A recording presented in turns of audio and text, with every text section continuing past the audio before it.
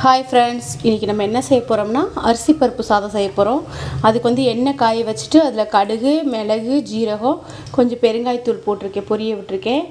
அப்புறம் இங்கே பாருங்கள், 2 தக்காளி, பூண்டு, சின்ன வெங்காயம், காஞ்ச மிளகா, பச்சை மிளகா இது எடுத்து வச்சுருக்கேன். இது கடுகு இதெல்லாம் பொரியவும் இதை போட்டு தாளிச்சிட்டு இந்த பாருங்கள் அரிசியும் பருப்பு ஊற வச்சுருக்கேன். இங்கே பாருங்கள் கடுகு வெடிச்சிருச்சு.